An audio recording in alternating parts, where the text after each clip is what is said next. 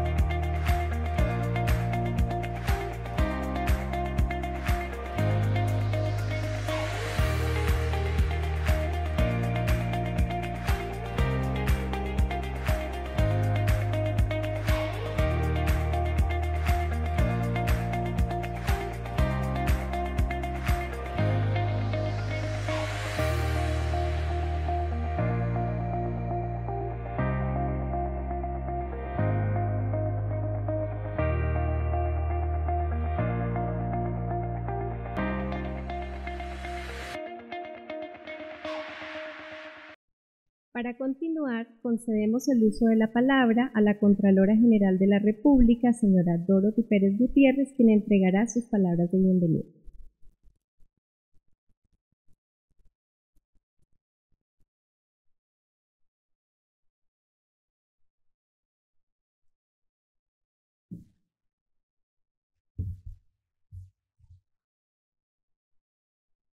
Muy buenas tardes a cada uno de ustedes. Queridos estudiantes, distinguidos colegas, autoridades presentes, miembros de la Alianza Anticorrupción UNCAC Chile, y también a todas las personas que están presentes y sobre todo a quienes no pudieron asistir pero que se han conectado y siguen mediante la señal streaming esta actividad. Es un honor para mí darles la bienvenida a la apertura de este tercer Congreso Estudiantil de la Alianza Anticorrupción, que es una plataforma crucial para la reflexión y para el intercambio de ideas, sobre todo para analizar algunos de los desafíos más apremiantes que nuestra sociedad tiene hoy, como es la corrupción. Esto es lo que demuestran los rankings, los estudios, las encuestas. Es una preocupación junto con la salud y la educación, es una de las principales preocupaciones adicional a la seguridad. Este evento está organizado en colaboración con la Universidad de Valparaíso y es una plataforma muy importante para reflexionar sobre esta materia. Quiero destacar en primer lugar el éxito que han tenido las dos versiones anteriores de este Congreso. En el año 2022, adelante, no hay problema. En el año 2022 se realizó el primer Congreso Estudiantil bajo el lema, en ese entonces, Construye con ideas un Chile íntegro. Y esto fue un hito muy significativo que reunió a la comunidad académica y a estudiantes de pre- y posgrado para reflexionar sobre la prevención y la lucha contra la corrupción. Este evento no solo marcó el 10º aniversario de nuestra alianza UNCAC, sino que también sentó las bases para un diálogo continuo y constructivo sobre la integridad y la transparencia. Enseguida, el año pasado, en 2023, conmemoramos los 20 años de la Convención de las Naciones Unidas contra la Corrupción, la UNCTAD. Y también realizamos para ello un segundo congreso estudiantil que se tituló 20 años de la UNCTAD, lecciones y desafíos pendientes. Este congreso incentivó una profunda reflexión sobre logros y retos aún pendientes y que debemos enfrentar con mayor fuerza en esta materia y sobre todo en la correcta y completa implementación de la UNCTAD. Y fue un espacio donde se compartieron experiencias y se discutieron estrategias innovadoras para fortalecer nuestra lucha contra la corrupción. Hoy día, en nuestra tercera edición, nos estamos reuniendo bajo el lema Tu voz contra la corrupción cuenta. Y este congreso busca no solo continuar con la tradición que se inauguró hace unos años, realizando este tercer evento, sino que también promover la investigación y la participación activa de cada uno de ustedes, sobre todo de los estudiantes, en la búsqueda de soluciones innovadoras para enfrentar estos flagelos. Su voz, sus ideas y su compromiso son fundamentales para construir un futuro más íntegro y más transparente. Todos sabemos que la corrupción es un obstáculo que va socavando la confianza en nuestras instituciones y que debilita el tejido social y la democracia. Y es por eso que la prevención y la lucha contra la corrupción, sobre todo a través de la participación de la juventud, que va a estar más años trabajando en esto, es tan relevante y es una prioridad constante. También sabemos que la probidad y la ética pública son pilares esenciales para garantizar la transparencia y la rendición de cuentas en cada uno de los niveles de nuestra sociedad. Y este congreso en esa línea es una oportunidad nueva para reafirmar este compromiso con estos valores y también para inspirar a las nuevas generaciones a ser agentes de cambio. Entonces, sobre todo quiero agradecer a los organizadores que año a año han continuado con este esfuerzo, a los panelistas y a cada uno de los participantes por su dedicación, por su esfuerzo y por dedicar tiempo para hacer posible este evento. Estoy muy segura de que las discusiones y las reflexiones que se generen aquí serán de gran valor para todos nosotros y contribuirán significativamente a nuestra misión para combatir la corrupción. Finalmente quiero invitarlos a participar activamente y a dejarnos, compartirnos, regalarnos sus mejores ideas para aprovechar al máximo esta oportunidad de aprendizaje y colaboración mutua. Juntos podemos construir un Chile más íntegro y más justo. Y les pido sinceras excusas de tener que retirarme y no poder participar largamente del evento porque debo viajar a Copiapó, una región de nuestro país, y las regiones también importan. Y desde allí también hay que trabajar. Muchísimas gracias y bienvenidos y bienvenidas a todos ustedes.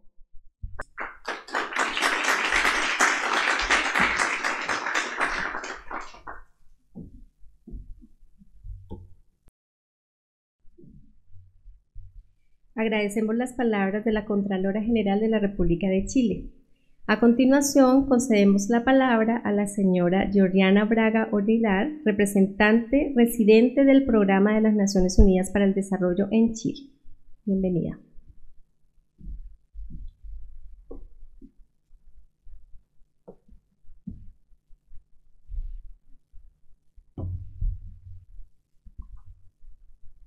Buenas tardes a todos y a todas. De verdad, un gran gusto estar aquí con ustedes otra vez.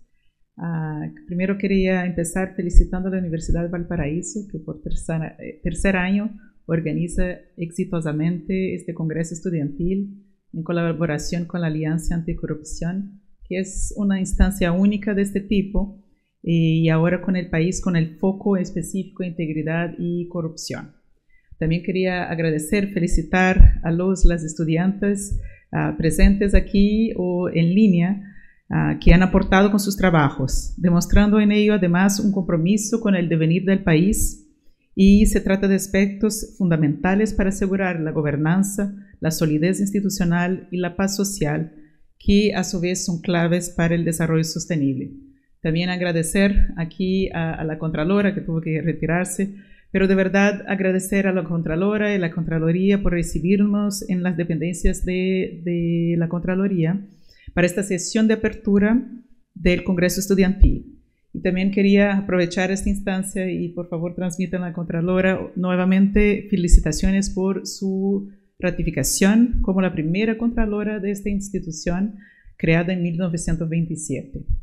Y me alegra que las estudiantes presentes aquí o también acompañándonos en línea pueden aspirar a convertirse a Contraloras y ahora ya tienen un modelo a quien seguir y a quien les inspire.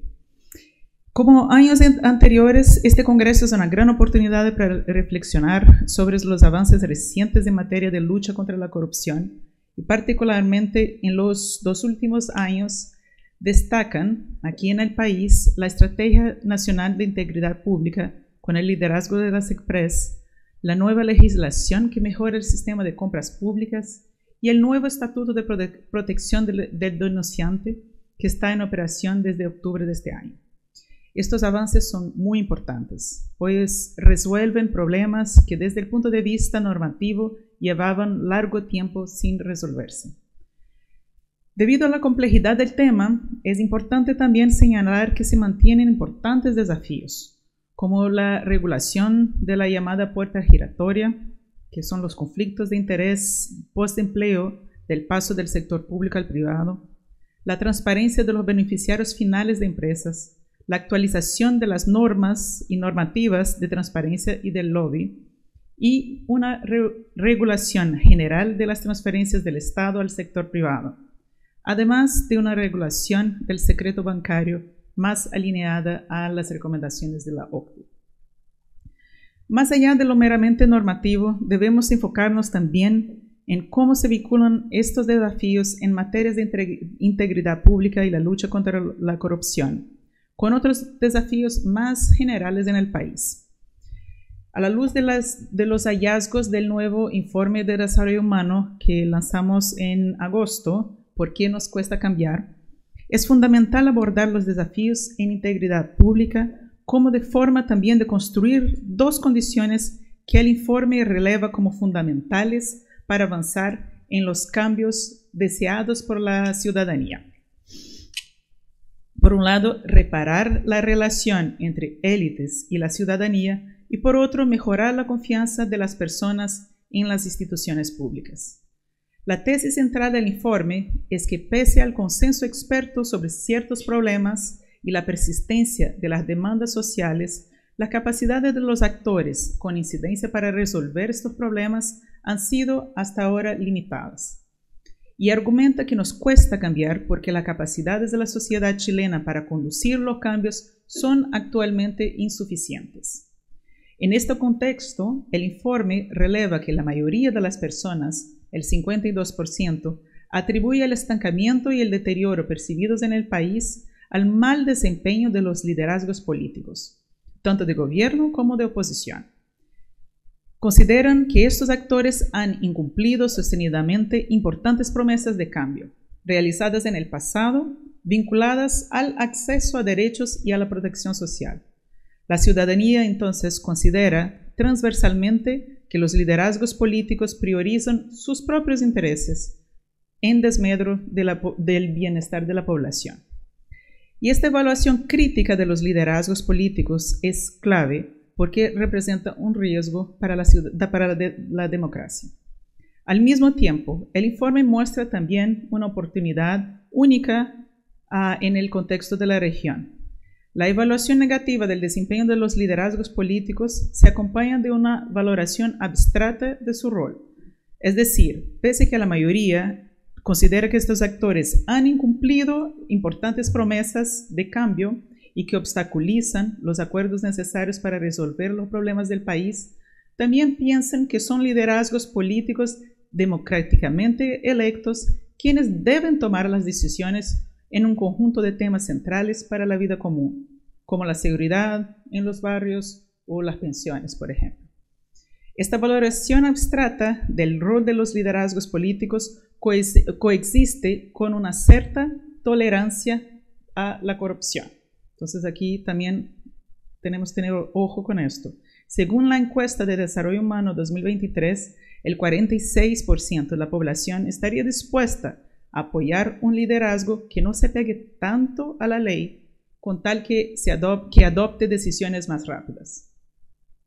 Estos datos muestran que este Congreso aborda un tema clave para el presente y el futuro del país.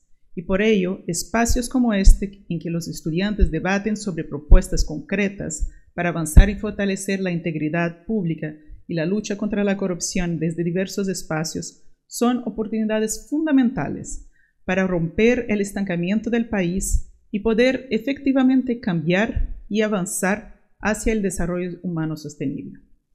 Además, este tipo de discusiones es clave también para avanzar en una descentralización efectiva en el país, en que se permita abordar las persistentes desigualdades territoriales que se observan en el país.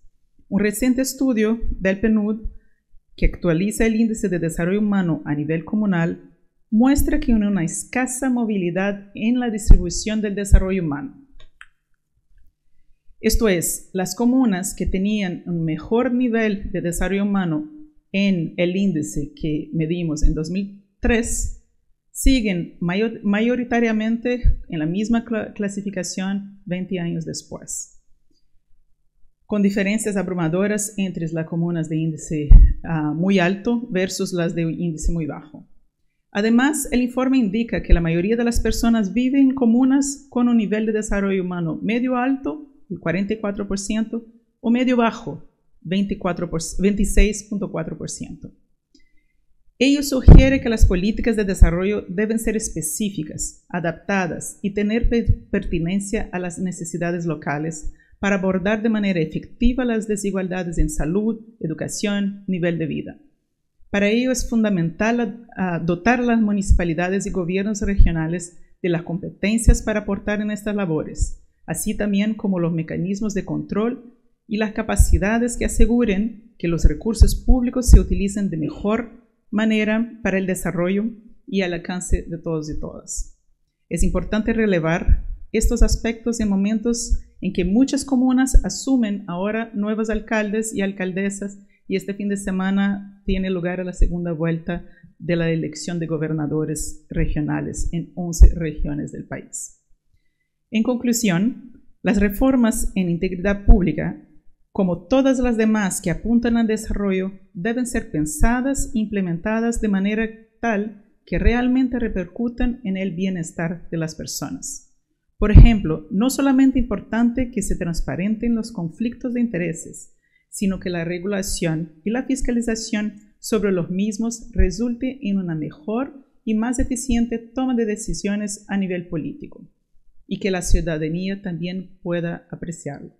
En tal sentido, es fundamental que instancias como estas, como este Congreso Estudiantil, aporten en innovación y pueda repercutir en mayor participación, involucramiento de todos los sectores de la sociedad, de modo que todas las voces puedan aportar a las soluciones para el desarrollo. Muchísimas gracias.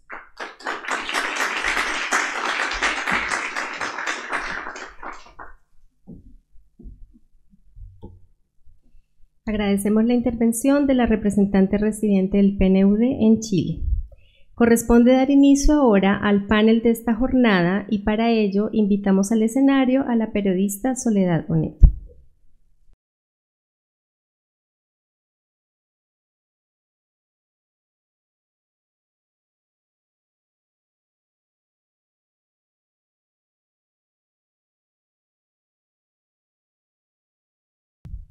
Bueno, voy a empezar. Soledad es periodista de la Universidad Católica, versátil conductora de televisión y radio. En su carrera ha estado a cargo de la edición y conducción de múltiples y diferentes programas.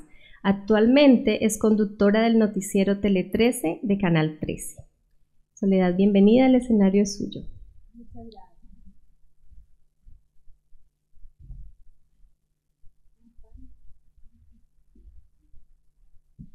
Muchas gracias, ¿cómo están? ¿Bien? ¿Buena jornada? ¿Sí? Bueno, que sea mejor a partir de ahora, que podamos conversar un tema tan interesante. Quiero aprovechar de agradecer a Mayra, felicitarla a ella y al equipo organizador con una persistencia, una disciplina por la que armó este seminario, me contactó a mí, me insistió, no para que viniera porque eso lo acordamos temprano, sino para entregarme todos los detalles, así es que Mayra, muchas gracias.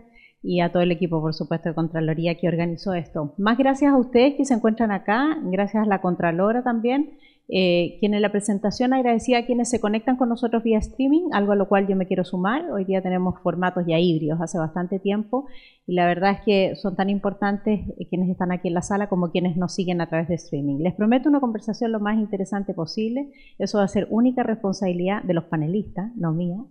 No, va a ser responsabilidad de todos nosotros, pero lo interesante es que ustedes se puedan quedar con los conceptos y que esto les sirva, por supuesto, para lo que están haciendo actualmente. Así es que nuevamente, muchas gracias a todos por venir. Me corresponde a mí presentar a los panelistas. Voy haciéndolo de a uno, ¿les parece? Se sientan y les brindamos un aplauso, por supuesto, cuando vengan subiendo aquí al escenario. María Soledad Frin Rada es la Subcontralora General de la República de Chile subrogante. María Soledad es abogada, es magíster en Filosofía y Ciencia Política, ha tenido una carrera de más de 27 años en la Contraloría General de la República, aquí en Chile, en la que ha desempeñado distintos cargos. Por 9 años fue jefa del Comité de Finanzas de la División Jurídica. Estuvo a cargo de un equipo multidisciplinario que creó el sistema informático de rendición de cuentas de la Administración, cuya aplicación, bienvenida, es obligatoria por ley para todos los órganos de la Administración del Estado. Desde el año 2019 a la fecha se desempeña como jefa de la División de Contabilidad y Finanzas Públicas de la Contraloría General de la República y desde diciembre del 2023 ejerce también como Subcontralora General subrogante. Ha impartido clases de Derecho Administrativo en diversas universidades del país y le brindamos un aplauso. Gracias por estar con nosotros. Valeria Lubert Álvarez, la vamos a invitar también, secretaria ejecutiva de la Comisión de Integridad Pública y Transparencia del Ministerio Secretaría General de la Presidencia y presidenta de la Alianza Anticorrupción. Quiero contarles que Valeria es abogada de la Universidad de Chile, Master in Law and Government de American University, actualmente secretaria ejecutiva de la Comisión Asesora Presidencial para la Integridad Pública y Transparencia, fue abogada asistente del Tribunal Constitucional, coordinadora además de la División Jurídico-Legislativa del Ministerio Secretaría General de la Presidencia entre el 2014 y el 2018, donde desempeñó un importante rol en la elaboración y discusión legislativa de la Agenda de Probidad. Se desempeñó en relevantes funciones en la sociedad civil como directora de Democracia y Anticorrupción del Centro de Estudios Espacio Público, presidenta además de la Red Latinoamericana Anticorrupción, entidad, como sabemos, de la sociedad civil que agrupa centros de estudio especializados en esta materia en América Latina. En su cargo actual fue responsable de la elaboración de la primera Estrategia Nacional de Integridad y conforma el Grupo de Expertos de Anticorrupción e Integridad de OCDE, la OCDE, donde es parte del buró de este grupo. Además, en representación de la Comisión Asesora Presidencial para la Integridad Pública y Transparencia, funge como presidenta de la Alianza Anticorrupción UNCAC Chile. Bienvenida. Le brindamos un aplauso. Cristian Pliskov nos acompaña, profesor de la Escuela de Gobierno y director de la carrera de Administración Pública de la Pontificia Universidad Católica de Chile. Cristian es doctor en Administración Pública de la Universidad de Southern California, magíster en Administración y Políticas Públicas del London School of Economics and Political Science.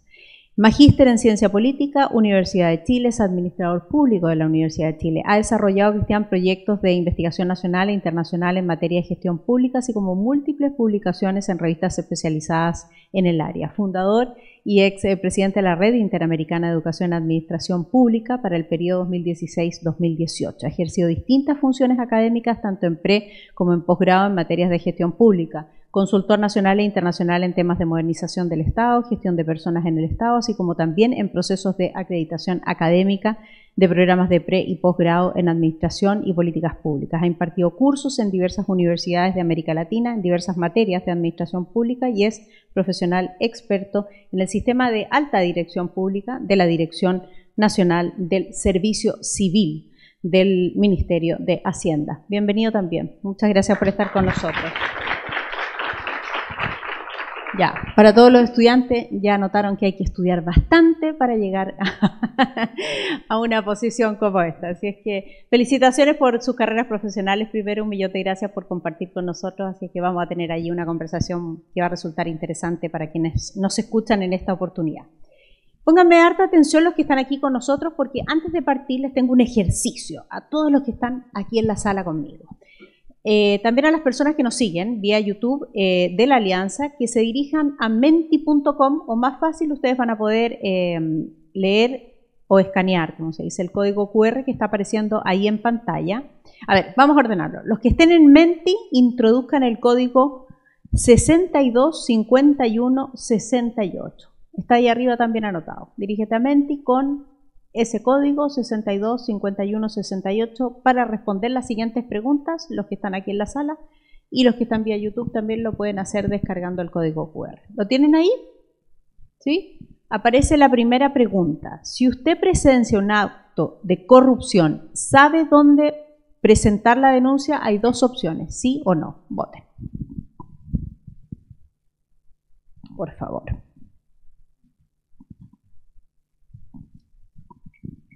¿Les apareció la pregunta? ¿Sí?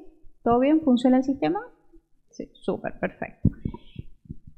En su opinión, es la siguiente pregunta que vamos a ver a continuación. En su opinión, ¿cuál es la medida más efectiva para combatir la corrupción? Y las alternativas son las siguientes. La 1, implementar mecanismos para recuperar los activos producto de la corrupción. 2, fomentar una cultura de integridad en el sector público y privado mediante programas de capacitación y concientización. 3, perseguir y castigar de manera ejemplar a los responsables de actos de corrupción sin importar su posición o influencia. 4, facilitar la presentación de denuncias de forma segura y confidencial, protegiendo a los denunciantes. 5, todas las anteriores. Voten, por favor.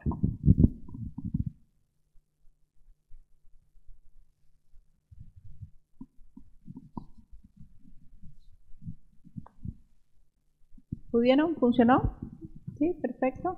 Agradecemos también a los que, como ya decíamos, están vía remota con nosotros y que han hecho este ejercicio. Ya, yo tengo los resultados, pero no se los voy a decir. Se los voy a comentar al final, están súper interesantes. Se los vamos a comentar al final del panel, ¿les parece? Allí develamos los resultados y también los podemos mirar con nuestros panelistas. Bien, iniciamos entonces el conversatorio luego del desarrollo que ya hemos tenido de estas preguntas. La primera que me gustaría establecerles a ustedes, a los tres, es hasta qué punto las políticas de transparencia han sido implementadas de manera efectiva en los sectores público y privado como un método para luchar contra la corrupción. Porque lo voy a poner muy en sencillo, ¿no? Y lo voy a resumir. Podemos tener muchas normas, muchas reglas, muchas políticas, pero si no hay una implementación y una vigilancia, creo yo, también a esas políticas, la verdad es que deben ser poco los efectos. María Soledad. Cada uno de ustedes tiene ahí un micrófono. Tiene un botón. Exacto. ¿Ahora sí? ¿Te aparece Ahí una sí, luz? ahí sí. Soledad, bienvenida. Muchas gracias, Soledad, muchas gracias a los panelistas, a todos los que nos acompañan el día de hoy y, por supuesto, a los que se encuentran conectados por streaming. Un honor para mí estar acá y poder recibirlos, además, en nuestra casa de la Contraloría General. Yo quisiera, en primer lugar, dar un contexto de cómo entendemos la corrupción, cómo se presenta. Luego quisiera hacer un pequeño recorrido por la normativa y luego abordar el rol de la Contraloría y si estas medidas han sido efectivas para combatir la corrupción. En primer lugar, me gustaría permitirme hacer una analogía respecto de la corrupción y el virus del coronavirus que vivimos hace un tiempo atrás. Creo que así como el coronavirus se produce, se desarrolló de manera silenciosa, no lo vimos venir, nos sorprendió, pero además se fortaleció día a día. Teníamos una vacuna que parecía efectiva, pero al poco tiempo esa vacuna ya no lo era tanto. Nacieron nuevas cepas y este virus se resistió fuertemente a irse. Me parece que eso es la corrupción. Me parece que la corrupción es un fenómeno, es un germen que se genera en la oscuridad, se nutre en el silencio y se desarrolla sin que podamos atajarlo. Pareciera que todas las medidas no son efectivas para combatirlas. Así como el virus del coronavirus se resistió a irse, también la corrupción se resiste a dejarnos. Se fortalece, surgen nuevas aristas, se nutre de debilidades, sean estas institucionales, sean normativas, etc. Me parece que eso es, en términos muy simples, la corrupción, y que así como es un fenómeno que se da en la oscuridad, la transparencia, por cierto, creo que es su antídoto natural y necesario para combatirla. Luego, en cuanto a la normativa que hemos tenido, creo que desde el año más o menos 2008 a la fecha, hemos visto surgir distintas normativas. Hacia ese año, el 2008, nace la primera ley de acceso a la información ciudadana. Luego pasamos a la ley del lobby en el año 2014, donde las autoridades debían y deben registrar todas sus reuniones, todos sus viajes, todos sus presentes. Hacia el año 2016 nos acompaña la normativa de declaración de intereses y patrimonio, la 20.880, en que todas las personas que allí se señala, autoridades y funcionarios, hasta el nivel que se indica, deben declarar y actualizar una vez al año sus intereses y su patrimonio. ¿Con qué objeto? Con el objeto de evitar eventuales conflictos de intereses y también evitar que las personas se enriquezcan de manera desproporcionada de la remuneración que reciben. Luego de ellos, en el año 2024 y luego del nuevo fraude a la corrupción que nos acompañó en el caso convenios, surge una normativa mucho más potente en la ley de presupuestos.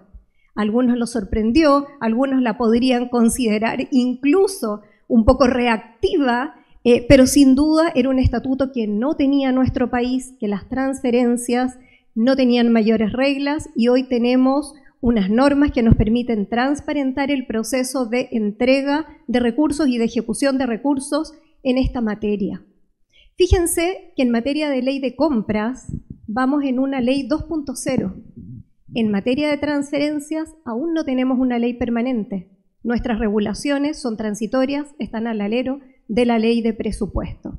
Y en materia de transparencia me parece que hay un tema bien interesante, una exigencia que es digna de destacarse en la ley de presupuesto y que consiste que no solo establece el deber de transparentar los recursos que se transfieren por parte de las entidades públicas a las instituciones privadas, corporaciones, fundaciones y otras instituciones, las que deben registrar en sus páginas web qué recursos transfieren, a quién transfieren, cómo es la ejecución, cuál es el proyecto, cuál es el convenio, sino que también establece un deber para los propios agentes privados, corporaciones y fundaciones que reciben recursos, quienes, cuando estas transferencias son superiores a 2.000 UTM, vale decir más o menos 120 millones de pesos aproximadamente, también deben publicar en su página web la misma información que señalamos para el sector público y además deben contener estas transferencias en sus estados financieros,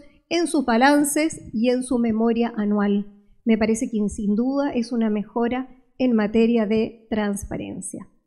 Y respecto del rol que le compete a la Contraloría, en varias de estas leyes la Contraloría tiene un rol activo en materia de declaración de intereses y patrimonios. La Contraloría lleva el sistema informático, provee este sistema para que las personas y funcionarios obligados a ellos deban hacer estas declaraciones de intereses y patrimonios. Además, cuenta con la posibilidad de iniciar los procesos sancionatorios directamente e incluso aplicar sanciones respecto de ciertas autoridades. En materia de transferencias, la Contraloría debe velar por el correcto uso de los recursos, tanto en el control preventivo de la toma de razón, como respecto de las auditorías. Y finalmente, he querido dejar esta nueva ley que también se acaba de mencionar, que es la 21.592, que ha entrado en vigencia el 23 de octubre de este año y que era un gran anhelo, que es la ley sobre protección al denunciante. Hoy contamos con este estatuto que no solo ampara a los funcionarios públicos, sino que a cualquier persona y nos invita a hacer denuncias de manera protegida, con una reserva de identidad reforzada y establece además una serie de medidas de protección para el denunciante. A Contraloría le compete el rol le ha competido el rol de crear el sistema informático a través del cual se formulan esas denuncias y también tiene un papel fundamental en llevar a cabo estos procesos y adoptar las medidas que allí se indican. Ahora, para terminar, si estas medidas han sido efectivas o no, como señalamos al inicio, este virus se produce en la oscuridad, es difícil saber si estas medidas son las adecuadas y se han logrado prever estos casos. Pero sin duda, como les decía al inicio, creo que es el antídoto natural y necesario para combatir la corrupción. Claro, de que ha habido un avance, lo ha habido. Qué interesante lo que tú mencionas, María Soledad, respecto de la última ley. Cuando hagamos la revisión de las preguntas, en la primera consultábamos eso, ¿no? Respecto a si sabes o no dónde denunciar, nos vamos a meter un poquito más a fondo en ese tema. Retomemos la implementación de las políticas. ¿Cuál es tu opinión, Valeria? Bienvenida también a nuestro panel. Hola, ¿cómo están? Felicitaciones a las estudiantes y los estudiantes que están hoy día en este congreso y a la organización del seminario. Buenas tardes a mis compañeros de panel, compañeras. Bueno, solo quiero decir que el problema de la implementación de las normas anticorrupción, los estatutos en general, es bien complejo y es un problema de todos los países. No es una brecha que tengamos solo en Chile.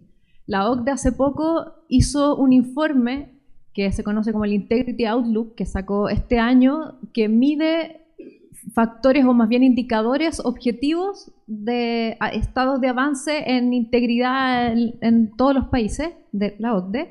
Y es muy curioso que, bueno, hasta antes solo teníamos mediciones de percepción. Estaba el índice famoso de Transparencia Internacional, otros índices que miden básicamente percepción. Y la OCDE, para salir un poco de este problema de solo hacer políticas públicas basadas en percepción, desarrolla indicadores objetivos que miden qué tienen los países en institucionalidad, en marco regulatorio, si es que contamos o no, por ejemplo, con una ley de protección al denunciante. Y luego parámetros, indicadores que miden cómo se implementa, es decir, de jure y de facto, qué hay en la regulación y qué hay en la realidad, en la práctica. Aplicados estos indicadores a los países, se vio que hay un 61% de los criterios que se cumplen en lo institucional, pero cuando van a los indicadores de práctica, de implementación, solo llegamos al 44%. Eso a nivel global. Es decir, tenemos en el mundo un problema con la implementación. Los países cuentan, la mayoría cumple con los estándares que se han definido de acuerdo a las convenciones internacionales, pero cuando vamos a la práctica, vemos que este es un problema global.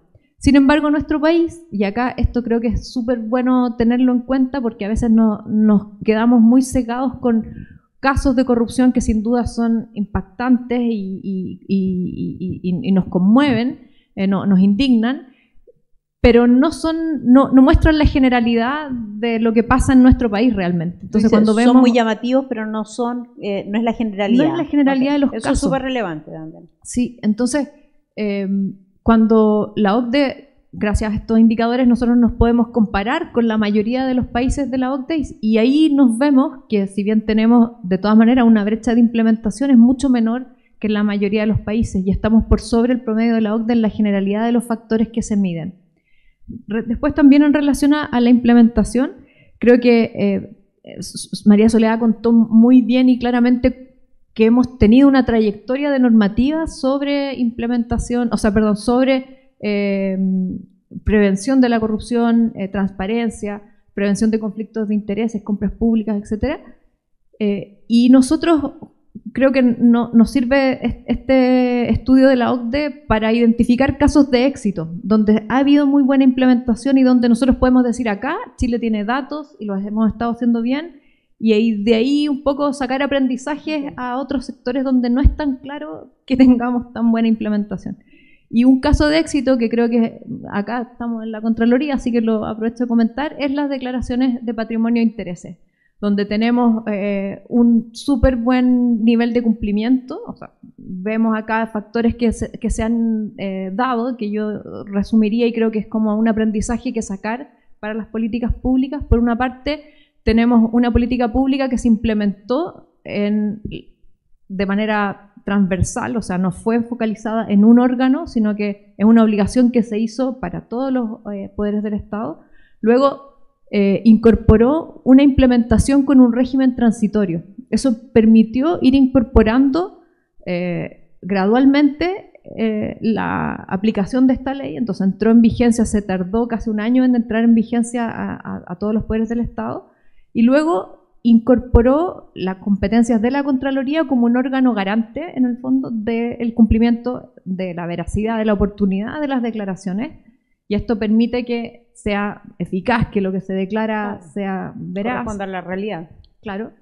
Y luego, transparencia. Y aquí se involucra a la ciudadanía, no todas, pero muchas declaraciones, las de las más altas autoridades de los órganos del Estado, se encuentran disponibles en formatos de datos abiertos. Es decir, cualquier persona, los periodistas pueden meterse, claro, bajarlas, descargarlas, cruzar, identificar potenciales conflictos de intereses de las autoridades que están tomando decisiones, y esto también es un gancho para hacer que la implementación sea efectiva. Yo sé que voy a estar siendo observado, que mi declaración se va a conocer, y entonces probablemente voy a preocuparme de hacerla bien.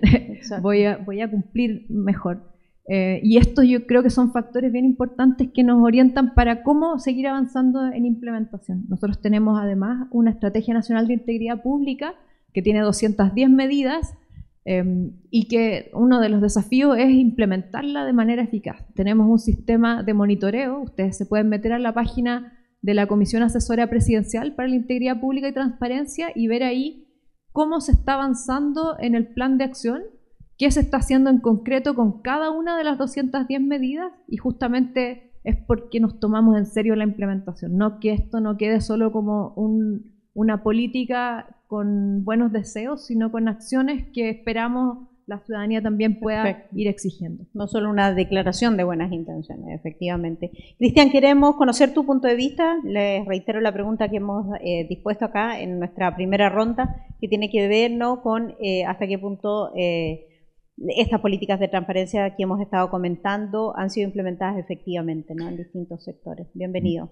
Muchas gracias. Bueno, lo primero también, agradecer la invitación, por cierto, a María Soledad, agradecer a la Contraloría por tenernos acá. Y bueno, también a las autoridades de la universidad por ayudar en la organización de este evento. Yo quería decir 4 cositas. Lo primero es que, claro, las políticas de transparencia indudablemente ayudan muchísimo a enfrentar el tema de la corrupción, del mal manejo, ¿cierto? Pero lamentablemente no por tener estas políticas no va a haber corrupción. Entonces como que siempre hay como cuando uno está en los foros académicos, ¿cierto? Bueno, a ver, también le pasa a los foros gubernamentales, como que se exige cuáles son las políticas con las cuales se va a terminar la corrupción. Y claramente el fenómeno de la corrupción es muy complejo, son muchos los factores, son muchos elementos. Podemos tener sistemas de integridad muy sofisticados, pero claro, siempre existe la posibilidad de que... Por eso el combate a la corrupción implica muchos ámbitos, implica marcos legales, pero también implica reforzamiento de los marcos valóricos de los funcionarios y funcionarias. Entonces, la transparencia es súper importante, por cierto, pero es una más de como bien lo señala Valeria, de una estrategia para enfrentar el fenómeno de la corrupción. Podemos hacer la analogía, son reglas que están en la cancha, pero independiente de que haya reglas en la cancha, en un partido de fútbol hay alguien que se salta las reglas. Exactamente. Entonces, vemos como en los últimos casos de corrupción, ¿cierto? Instituciones que han trabajado bastante el tema de la integridad, por ejemplo, se han visto involucradas a propósito del caso de audio, ¿cierto? Entonces, es una labor bien compleja porque no se va a eliminar, pero lo que tenemos que hacer es tratar de hacerlo para que aquel que se quiere corromper le cueste mucho hacerlo, ¿cierto? Entonces, eso le es lo cueste primero. Mucho y tenga una sanción. Y por supuesto. Pero creo que la transparencia ayuda a que si nosotros obligamos a las entidades públicas a informar respecto de sueldos, de contratos, que claramente vamos a apoyar, ¿cierto?, a una mejor gestión y evitar, por cierto, casos de corrupción. Lo segundo es que se habla mucho, uno de los grandes desafíos de los países es el tema, y particularmente de Chile, a propósito después de la Comisión Engels y también de la Comisión Jaraquemada, es el tema de los beneficiarios finales. O sea, saber quiénes son finalmente los que compran, los que participan en las compras, los que participan en muchos actos de la administración pública, que hasta ahora solo sabemos que es la sociedad tanto la que construyó tal o cual carretera o que postuló a tal o cual fondo. Entonces es súper importante ese marco normativo que nos permita llegar a conocer finalmente quiénes son los beneficiarios finales de muchas de las transacciones en las que se pueden ocurrir situaciones de corrupción. Yo creo que también, a propósito, el caso de la transparencia es súper interesante porque también hay que recordar que las instituciones aprenden y creo que lo que ha pasado desde el 2009, 2008, como bien decía María Soledad, hasta ahora con el tema de la ley de transparencia, es que se ha aprendido mucho. O sea, se partió con, ya, difundamos los sueldos de los funcionarios y se subían unos PDF infernales donde nadie sabía bien si estaba toda la información. Y ahora los sistemas de información son bastante más fáciles de acceder, qué sé yo. Los municipios al principio no tenían capacidades prácticamente para transparentar su información, entre gastar plata para transparentar información y resolverle las necesidades a una vecina, a un vecino. Claramente, claro, lo segundo. Entonces se ha aprendido mucho, el Consejo para la Transparencia se ha ido consolidando, entonces creo que eso también apunta a que las instituciones tienen que aprender y las políticas también van generando aprendizaje y van mejorando.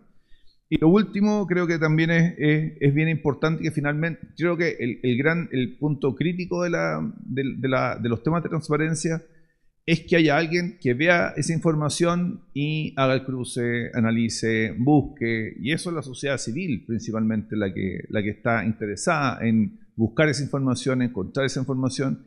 Y creo que en Chile, de un tiempo a esta parte, hemos tenido no solo CIPER, ONG, espacio público, o sea, tenemos una comunidad de la sociedad civil que se ha preocupado bastante de utilizar esa información y creo que eso es muy positivo como medida en contra de la corrupción. De acuerdo. Y poner luz sobre esos datos, ¿no? Exactamente. Que no solo una labor periodística, como tú dices, tiene que ver con mi comuna, con mi municipio, así como cuando participamos, no sé, voy a poner el ejemplo más pequeñito a propósito de que estamos con los estudiantes, en el centro de alumnos, ¿no? Donde están las platas, lo que se recolectó, la labor del tesorero, o sea, desde ahí hasta al peldaño más superior.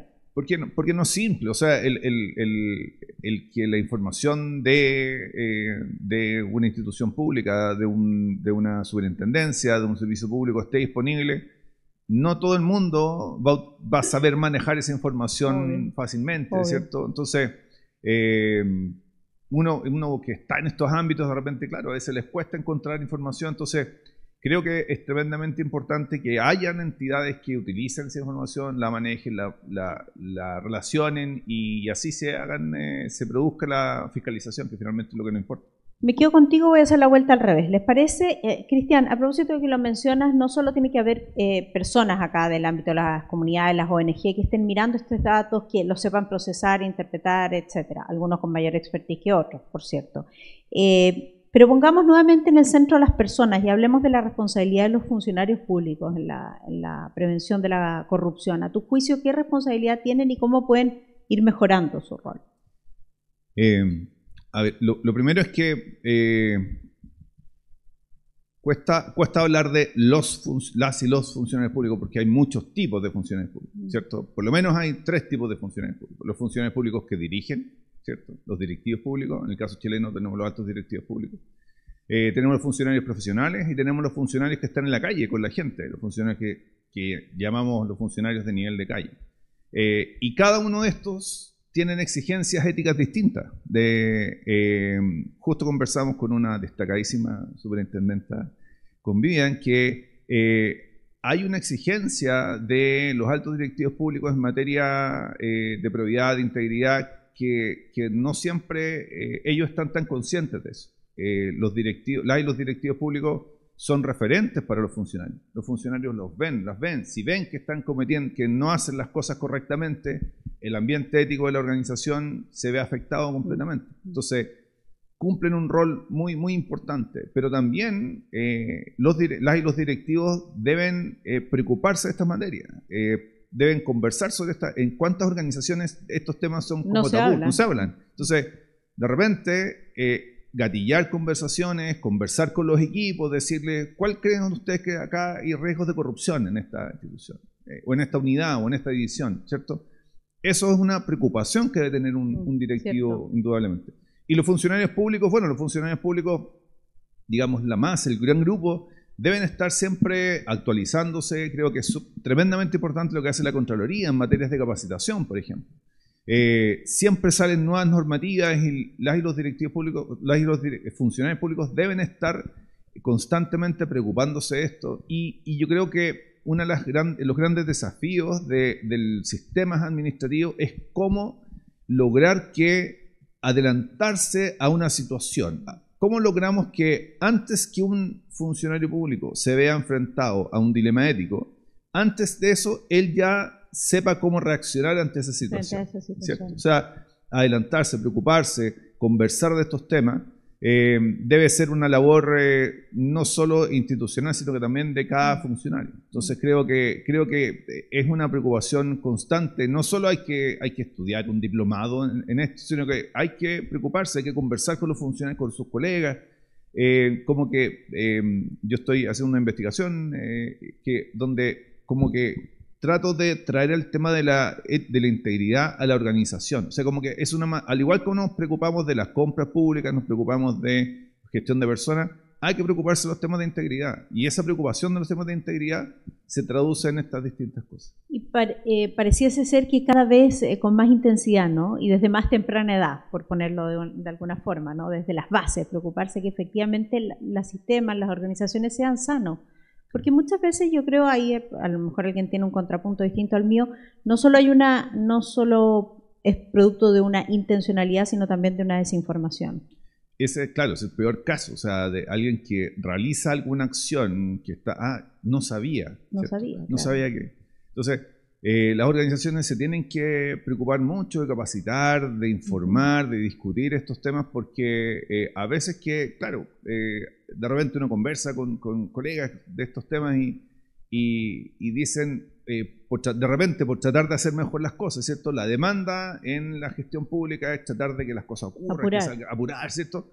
Y claro, a veces por tratar de hacer mejor las cosas se pueden cometer errores. Entonces, claro, para eso es muy importante el tener una capacidad de escucha, de conversa, de analizar las situaciones.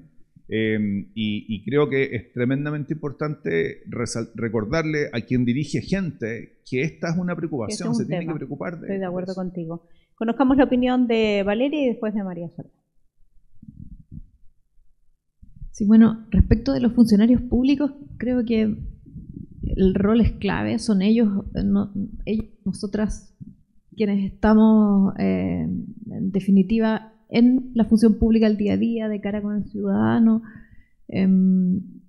Aquí me parece súper interesante un resultado que salió en el estudio de confianza, la encuesta de confianza de la OCDE, que lanzó la semana pasada un estudio de caso en Chile, pero bueno, los datos son públicos desde antes, y se ve que en general tenemos como país bajos niveles de confianza en todas las instituciones, medios de comunicación, entre las personas, en la empresa, gobiernos nacionales, regionales, locales, y ahí estamos bajo el promedio de la OCDE en todo, pero se da algo muy curioso que respecto de los funcionarios, servidores públicos, estamos muy bajo, invirtiendo el patrón o lo que se da en la OCDE, que en general existe mayor confianza en el mundo en el servicio civil, en los empleados y empleadas públicas, mayor confianza en ellos que en el gobierno central. En Chile es al revés, la gente confía más en el gobierno central que en los funcionarios públicos. Es súper curioso. Pasa lo mismo con el Poder Judicial. El Poder Judicial es más confiable en el resto de los países, más confiable que el gobierno central, que el Congreso, y en cambio en Chile es al revés. Lo mismo con los públicos, creo que ahí hay algo que hacer un doble clic total. ¿Por qué los funcionarias públicas tienen este menor niveles de confiabilidad? Creo que por una parte hay que fortalecer las competencias de los funcionarios y las funcionarias, como las capacitaciones, poner quizás un foco de innovación. Creo que a veces hacemos muchas capacitaciones, falta medir esto que ¿se escucha? Se está escuchando un poquito cortado. Si quieres, utiliza el otro micrófono o el de Cristian. Ahí sí. Ahora sí. Nos falta, yo creo, medir el impacto de los instrumentos de formación con los funcionarios y funcionarias. Ahí tenemos algo que trabajar todavía, yo creo. Quizás incorporar más enfoques en la economía del comportamiento, tal vez, ver cómo el mensaje llega al destinatario como queremos que llegue. Creo que hay mucho de lo que tú mencionaste, de a veces la gente no sabe cuál es la conducta esperada. Y nos falta volver a lo básico a veces. O sea, hablamos del principio de probidad, pero ya, vamos al estatuto administrativo. ¿Cuáles son los deberes? ¿Qué no hacer? Esto está prohibido. Y eso reforzarlo, el lenguaje claro y muy básico. Compras públicas, ¿qué está prohibido hacer? ¿Qué casos son conflictos de intereses? Y eso explicarlo de manera lo más simple y llana para que cualquier persona lo pueda entender, interiorizar. Incorporar a veces el recordatorio oportuno en lenguaje claro para ir fortaleciendo este principio de buena fe que todas las personas o la mayoría de las personas tiene, que en general uno espera comportarse de manera correcta y a veces cree que lo está haciendo y en realidad no, y alguien le tiene que decir esto no se hace así y bueno, se enmienda la conducta. Pero creo que pasa mucho a veces de infracciones, ahí quizás de la Contraloría nos pueden contar un poco más, pero creo que pasa mucho a veces por problemas de gestión o malas culturas institucionales instaladas que impiden un comportamiento excepcional como el que se espera de la función pública para recuperar la confianza en las instituciones. María Soledad, tú nos puedes contar acerca de eso y la importancia del funcionario público, ¿no? Muchas gracias. Sí, yo concuerdo con lo que has señalado hasta ahora. Creo que los funcionarios públicos, recordar, estamos doblemente comprometidos con la integridad.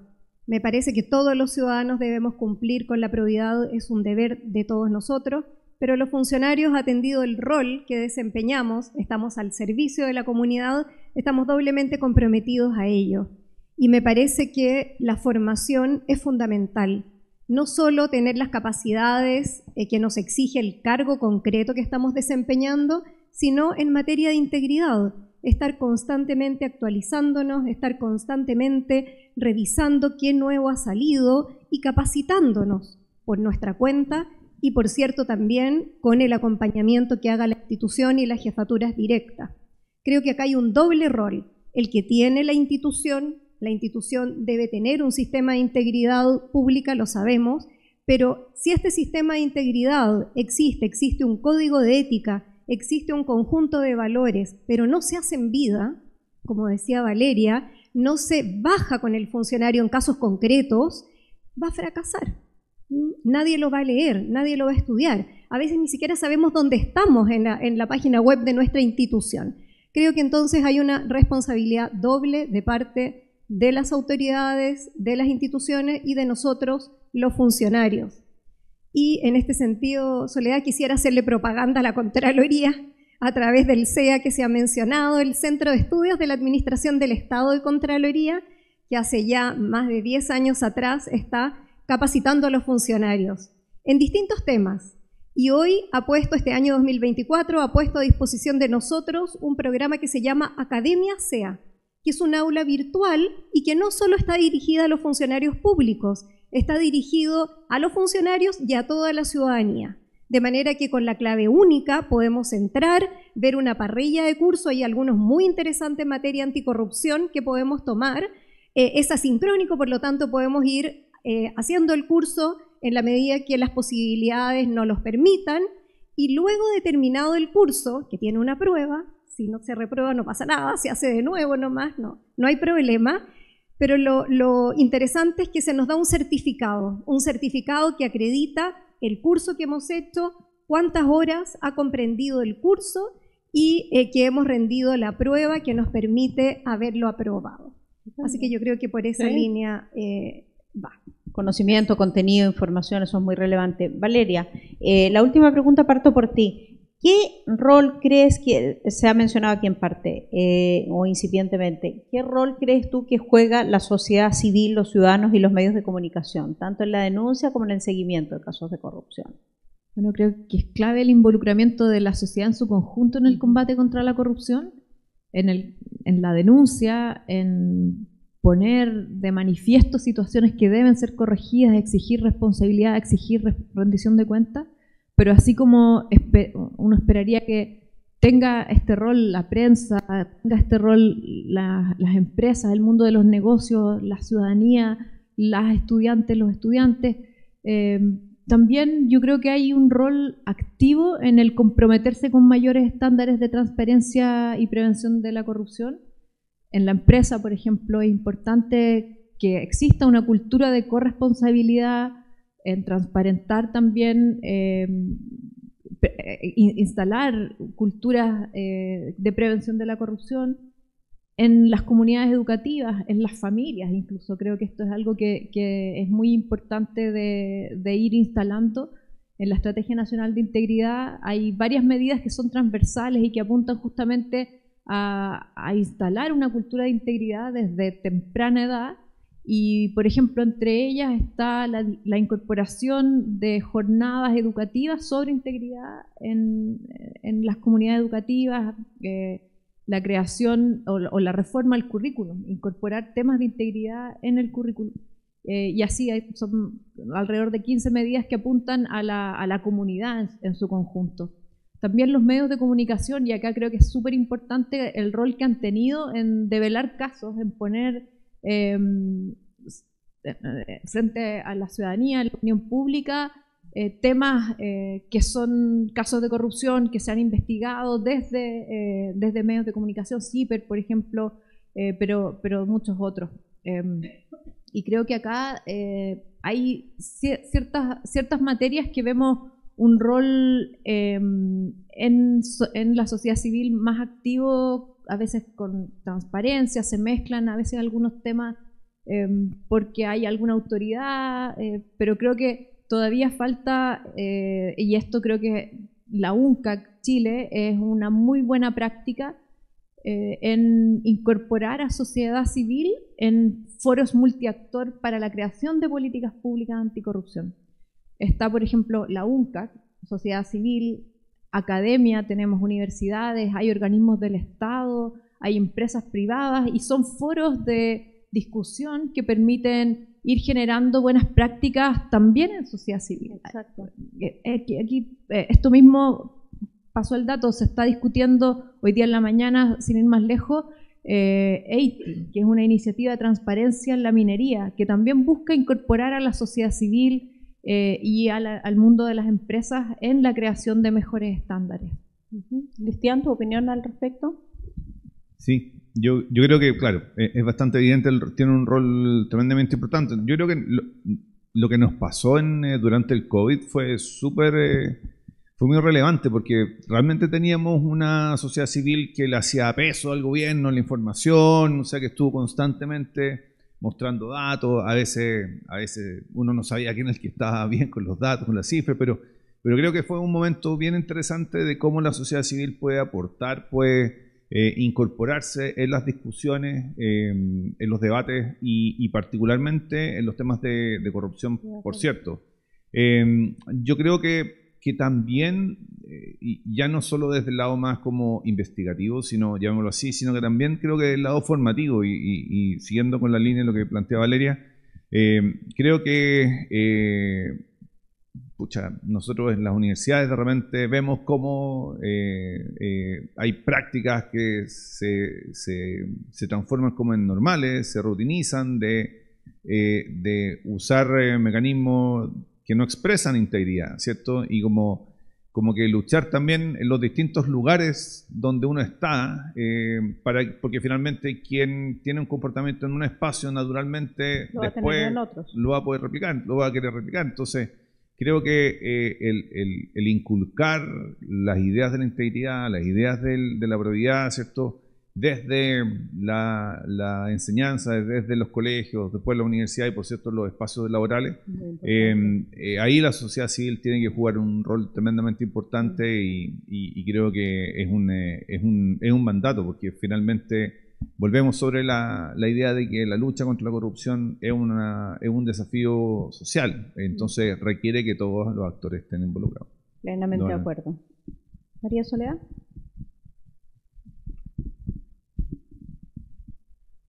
Bien, yo quisiera añadir que creo que el rol de las agrupaciones de la sociedad civil y de la ciudadanía es esencial en esto. ¿Por qué? Porque los órganos de control, como por ejemplo el que cumple la Contraloría, las superintendencias, órganos de control externo, no podemos estar en todas ni en todas las actuaciones. Nuestros recursos son limitados, nuestro personal es limitado. Y en ese sentido, la ciudadanía, las organizaciones de la sociedad civil, una junta de vecinos, por ejemplo, son quienes más conocen los problemas que los atañen. Si la Contraloría va a fiscalizar, por ejemplo, la construcción de un hospital, no usa el hospital. Ustedes lo conocen, quienes los usan, la gente, los usuarios, los que viven en la ciudad donde se construye, conocen sus fortalezas, conocen sus debilidades, qué se cumplió, qué no se cumplió. O si, por ejemplo, una municipalidad le entrega a los alumnos tablet y un programa, o debe entregarle tablet y un programa de conexión a Internet al año, y resulta que al final el beneficio no se entrega completo, se entrega una parte, se entregan las tablets, pero no la conexión a Internet, ¿quién mejor que la ciudadanía, que la municipalidad, que la comuna, que la gente que vive en ese sector para fiscalizar y para denunciar ese hecho? Claro. Me parece que eso es fundamental, que las organizaciones de la sociedad civil juegan un rol clave porque los órganos de control estatal no podemos estar en todas. No, basta. Claro. Y respecto de los medios de comunicación, también me parece fundamental. Pensemos que los grandes casos de corrupción en nuestro país no se han destapado porque los órganos públicos hemos llegado a tiempo a ellos. Es porque se han denunciado o por ciudadanos o por los medios de comunicación. El caso Convenios, ¿cómo surge? Surge en Antofagasta a través de un medio de comunicación local muy pequeñito llamado Timeline, que recogió una denuncia que habían formulado una asociación de funcionarios en el servicio regional, en el Servio de Antofagasta. Entonces creo que es esencial. Ahora, respecto de los medios, creo que esta información o estas denuncias, estos casos de corrupción, deben ser objetivos, no sesgados. Nosotros respetamos mucho los medios de comunicación, nos informamos por ello, pero a veces nos pasa, Soledad, con todo respeto y cariño a los medios de comunicación, quienes creemos que son fundamentales. Pero aparece, por ejemplo, Contraloría tiene hace 50 días un reglamento en trámite y el reglamento ha sido retirado de Contraloría. Es un ejemplo, no pasa mucho, pero ha pasado. Entonces creo que la información debe ser objetiva, veraz, porque nosotros los ciudadanos estamos ansiosos de recibirla y les creemos, confiamos en todos los medios de comunicación y creo que son un baluarte para proteger la democracia y el Estado de Derecho.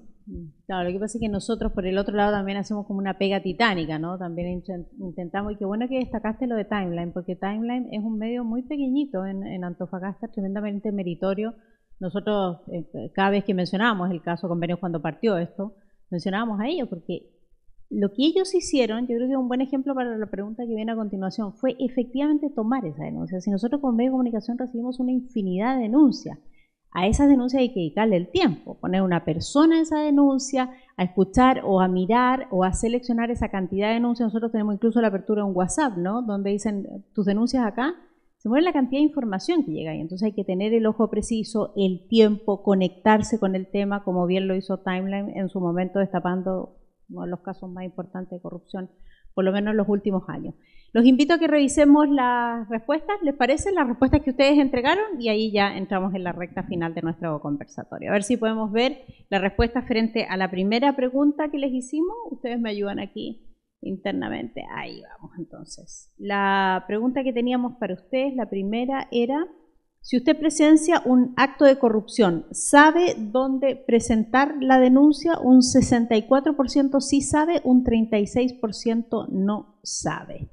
¿Dónde se pueden presentar esas denuncias y qué quisiera aportar cada uno de nuestros panelistas? Parto por ti, María Soledad.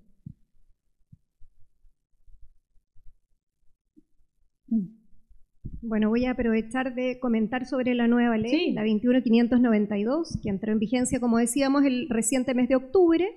Creo que es muy importante que todos sepamos que la plataforma para hacer denuncias, la plataforma informática, está diseñada en la Contraloría. Las denuncias se hacen a la Contraloría, sin perjuicio de que también se pueden presentar denuncias a otros órganos de la Administración del Estado. Las denuncias que se formulan en la Contraloría deben ser respecto de los órganos que fiscaliza Contraloría. Por lo tanto, no nos pueden presentar denuncias respecto del Poder Judicial, por ejemplo, porque no lo fiscalizamos.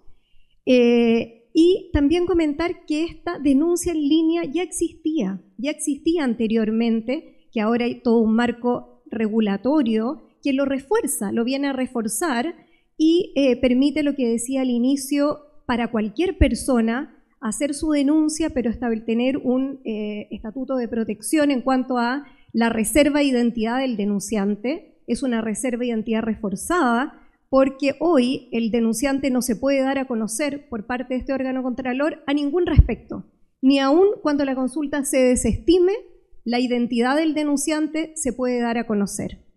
Si el hecho, por ejemplo, reviste carácter de delito, hay que poner los antecedentes a disposición del Ministerio Público, pero en ese caso tampoco se da a conocer la identidad del denunciante, se da a conocer la denuncia, sus antecedentes, los hechos que le sirven de fundamento, pero no a la persona misma. Y también establece una serie de medidas de protección. Esto vale para el funcionario público, para que los funcionarios públicos, lo que veíamos del rol que compete a los funcionarios, se atrevan a hacer denuncias. Muchas veces los funcionarios no se atreven por temor a las represalias.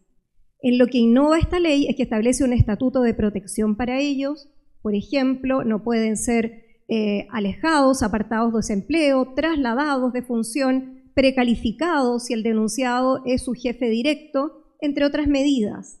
Y también establece un procedimiento de represalias ante la Contraloría General, para todos, para las personas, para los ciudadanos y para los funcionarios públicos, de dar a conocer en cualquier momento si se ha producido alguna represalia. La Contraloría puede ordenar directamente la invalidación. Si nosotros vamos a la ley anterior, la Contraloría ordenaba un proceso de invalidación, es decir, había que dar traslado al interesado, había que cumplir una serie de etapas. Hoy no es así. Hoy la Contraloría puede invalidar directamente el acto arbitrario contrario a la ley. Eso me parece bien importante destacar. Sí, sin ninguna duda. Vamos a la siguiente y en esa intervenimos todos, ¿les parece? La siguiente pregunta decía lo siguiente. En su opinión, ¿cuál es la medida más efectiva para combatir la corrupción? Y les entregábamos una serie de alternativas, ¿no? Teníamos 4 alternativas y la quinta incluía todas las anteriores. Y efectivamente, todas las anteriores, ¿no? Implementar mecanismos para recuperar los activos producto de la corrupción. Ese tiene un 0%, ¿no? ¿Sí? Un 6%, sí, ahí están. Fomentar una cultura de integridad en los sectores públicos y privados mediante programas de capacitación y concientización, un 6%. Perseguir y castigar de manera ejemplar a los responsables, ahí aparece un 11% mayoritario en esas respuestas. Y luego teníamos facilitar la presentación de denuncias de forma segura y confidencial, protegiendo a los denunciantes, a lo que se refería recién María Soledad. Ahora, mayoritariamente todos dicen todas las anteriores, y más si hubiese probablemente, Cristiano.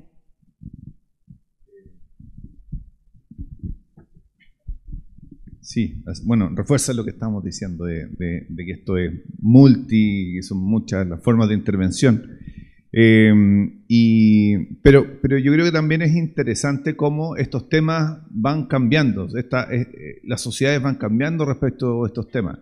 El concepto denunciante, antes no se ocupaba el término denunciante, antes se ocupaba el término soplón, ¿cierto? Que claramente tenía una connotación, o sea, muy distinta. En cambio ahora, y bueno, y así una serie de cosas. Recordemos el uso de los autos públicos, autos fiscales, el tema de los regalos. O sea, hemos visto cómo las políticas de las intervenciones sobre temas de corrupción van cambiando, y cosas que antes eran impensadas ahora ya son la norma, ¿cierto? El estándar. Como en muchos aspectos, déjame sumar solo, Cristian, como en muchos aspectos de la vida. O sea, uno tiene que entender que culturalmente también había un cambio. en estos días que se ha discutido tanto sobre el rol de la mujer, ha habido un cambio. Hay cosas que antes se aceptaban y hoy día cosas que son absolutamente inaceptables. O sea, creo que es bueno también mirar así las sociedades, no como con los anteojos del presente revisar exactamente. El pasado. Y yo creo que el tema de los denunciantes es tremendamente crítico porque objetivamente es muy costoso denunciar, o sea, es contra cultura, es contra el espacio, o sea, es muy costoso. Es más fácil callarse, es más fácil quedarse atrás. Exactamente, claro. Entonces la cantidad de películas que hay de gente que declara algo, entrega alguna información, es perseguida, qué sé yo. Entonces, como que efectivamente yo creo que es una de las áreas que es más sensible porque efectivamente uno inmediatamente se pone de la lógica, ya, pero ¿qué pasa si esa denuncia es falsa? Entonces viene toda esta connotación compleja porque realmente las organizaciones se ven afectadas con esto. Yo creo que la cantidad de la gente cuando, aunque no está involucrada en caso de corrupción, pero trabajar en una institución que ha estado involucrada, ¿cierto? Afecta a la gente, ¿cierto? O sea, acuérdense Chile Deporte, ¿cierto? El caso Chile Deporte, Chile Recorte y todo eso, la gente que trabajaba, que no tenía nada que ver con el caso, se veía muy mal, lo pasaba muy mal, a pesar de que iba a trabajar todos los días, pero lo estaba pasando muy mal porque entraba en el mismo saco. Entonces las políticas de las intervenciones en esto tienen también que estar pensadas no solo en este tipo de cuestiones, sino que también prevención y también recuperar y ayudar a las organizaciones que se ven afectadas por corrupción. Valeria. Primero voy a hacer un comentario chico de la lámina anterior. Soledad decía que el nuevo estatuto protege a todas las personas y quería hacer un alcance sobre eso porque efectivamente protege a las personas en el ámbito de la administración y el trabajador de una empresa privada que ve a su empleador cometiendo un delito de corrupción no tiene ninguna protección hoy día. Y eso es algo que estamos al debe, que la OCDE nos ha representado esto en foros internacionales y esperamos que sea algo, lo dejo planteado a la juventud, porque esto va a ser un tema yo creo, de largo aliento. Tenemos este estatuto de protección para la administración, incluso no para todo el Estado. O sea, un funcionario de la administración presenta una denuncia contra su autoridad, su jefe de servicio, su jefatura, y puede denunciar ante la Contraloría. Pero no pasa lo mismo si un funcionario del Congreso quiere denunciar a un parlamentario, no pasa lo mismo en el Poder Judicial, no pasa lo mismo en la Contraloría. No existe un estatuto de protección. Son los órganos que ustedes no regulan. Claro, pero no hay una protección respecto de los demás poderes del Estado, de un órgano externo, como sí ocurre en la Administración Central, y para qué decir el sector privado. O sea, ahí también hay algo que creo que falta. Es una medida de la Estrategia Nacional de Integridad. Nosotros hemos instado porque este tema se aborde en el Consejo Superior Laboral. Hasta ahora no nos ha ido bien, pero ojalá que esto sea un tema que desde el sector privado se pueda tomar y también en el sector privado existan resguardos para los trabajadores que denuncian situaciones de corrupción, porque sabemos que la corrupción se da también en el sector privado y es necesario que hayan canales que protejan a los denunciantes en todos los ámbitos. Me surgió una duda, ¿cómo lo han resuelto otros países, Valeria? ¿En el sector privado? Porque ¿qué organismo podría, o es una revisión más bien interna? Hay países donde este sistema está asegurado como una entidad superior y hay otros modelos en que esto se da por la vía jurisdiccional. O sea, son los tribunales en definitiva los que velan por la protección, que tampoco tenemos hoy día una norma específica para proteger a los trabajadores en este tipo de hipótesis. Ahora, respecto de cuál es la bala de plata acá, y súper clara los resultados, todas las anteriores, pero también es un poco desesperanzador, porque nos muestra, sí, necesitamos aquí el ajedrez, el tablero completo y todas las piezas que jueguen de la mejor manera en su rol, pero necesitamos también ir priorizando. O sea, es importante, digo, esto no para la ciudadanía, pero nosotros desde quienes estamos en función pública y desde la academia, desde luego, necesitamos identificar cuáles son las balas de plata. No hay una, pero habrán 10, o sea, necesitamos enfocar nuestros esfuerzos para dotar de eficacia, y creo que en esto creo que vemos que se requiere coordinación. La coordinación en el combate contra la corrupción, la colaboración interinstitucional me parece clave, que no está señalado acá, pero es algo que veo que está implícito en este 81% que dice todas las anteriores. ¿Y cómo logramos todas las anteriores, que todas funcionen? Necesitamos colaboración interinstitucional. 100% de acuerdo. ¿Quieres comentar algo sobre esta última? Y contigo cerramos, María. Cortito. Yo también estoy de acuerdo, todas las anteriores.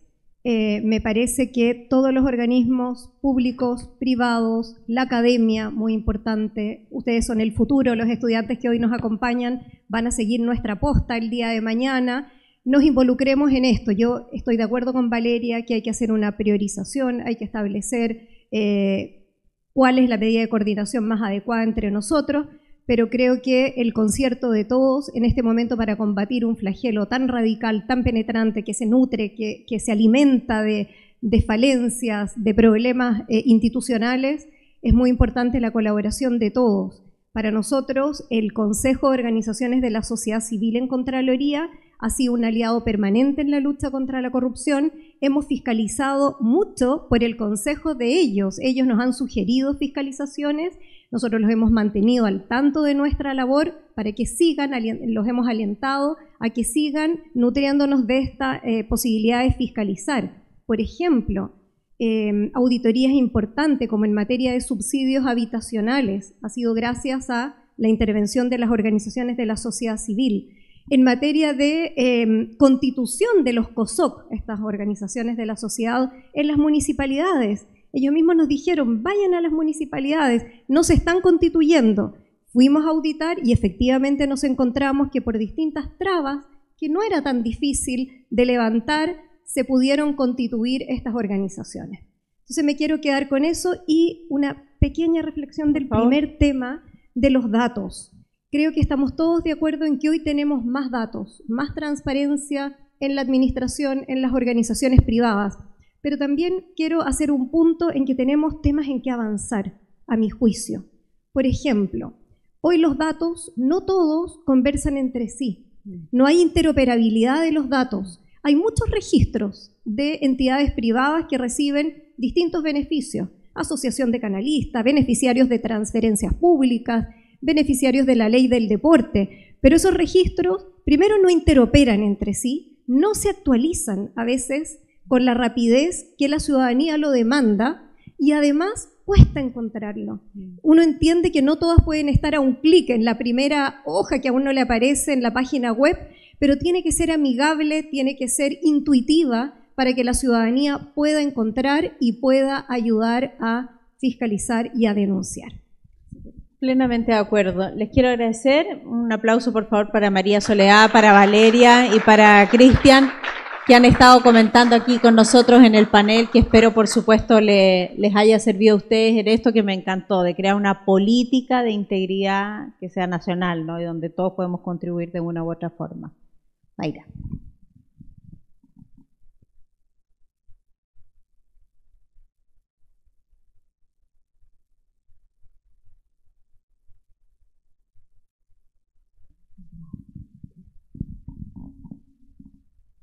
Ya, muchas gracias.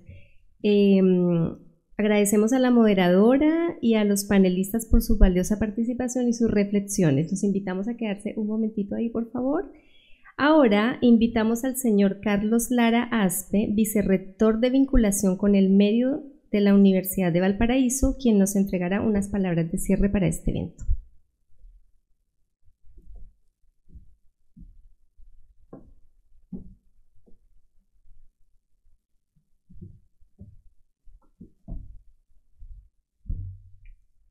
Muy buenas tardes a todas, a todos. Es un honor para mí ver estas palabras de cierre en nombre del rector de la Universidad de Valparaíso. Me han encargado que entregue las palabras de cierre de esta primera jornada del tercer Congreso Estudiantil de la Alianza Anticorrupción UNCAC Chile, y quisiera comenzar mi alocución citando al conocido ensayista, periodista y novelista peruano-español Eric Frattini, autor de numerosos libros y artículos de investigación sobre la materia, y me parece que es un buen resumen de lo que esta problemática abarca.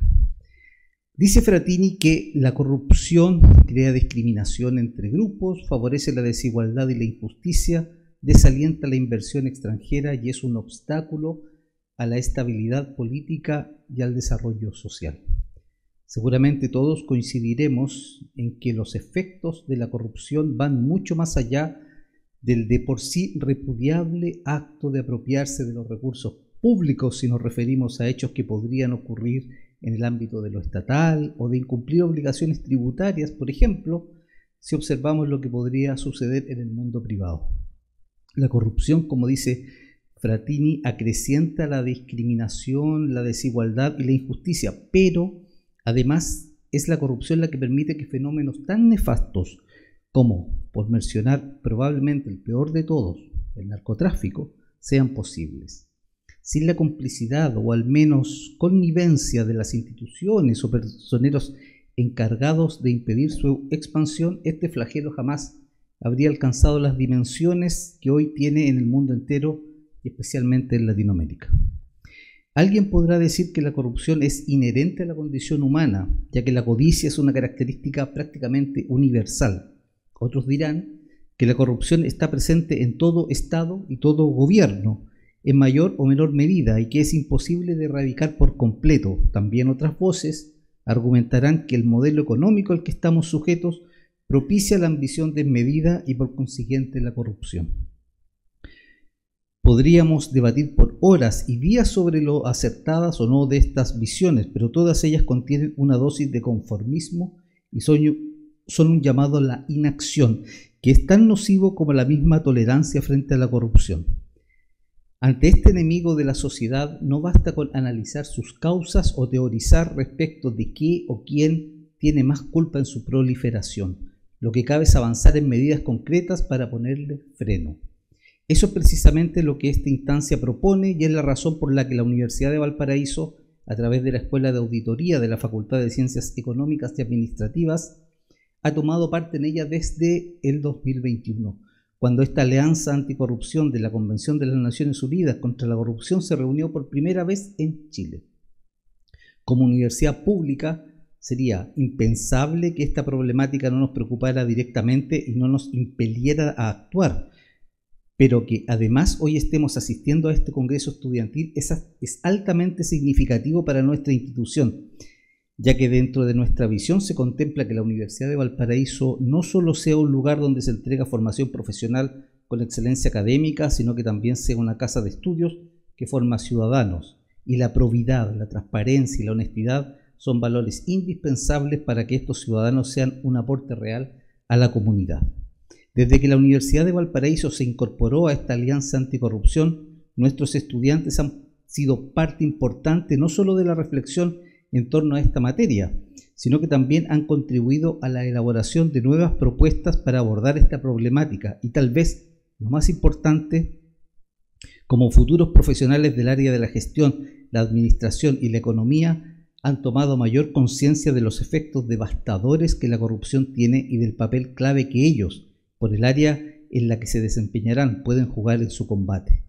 Mañana tendremos la oportunidad de conocer los trabajos e investigaciones que nuestros estudiantes han desarrollado y estoy seguro de que nos encontraremos con propuestas innovadoras, pero al mismo tiempo efectivas para avanzar en esta tarea. Agradezco a la UNCAC, a la Contralora General de la República, a la representante del Programa de las Naciones Unidas para el Desarrollo, a la moderadora, por supuesto, y a los participantes del panel y a todas las organizaciones y personas involucradas en esta alianza y en la organización de este seminario por darnos la oportunidad de ser parte de este inmenso desafío. Con los saberes y el compromiso de cada una de las instituciones e individuos aquí presentes, tengo la certeza de que daremos importantes avances en esta difícil pero tan necesaria cruzada. Muchas gracias.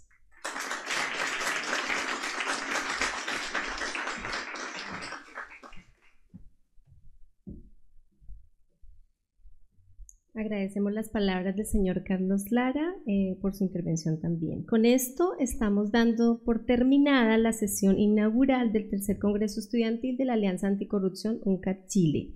Agradecemos la asistencia de todas las personas que nos acompañaron tanto de manera presencial como vía streaming Y tengo una invitación especial y es que por favor los panelistas se queden aquí, nos ponemos de pie y ustedes pasen aquí adelante porque vamos a tomar una foto grupal con todos.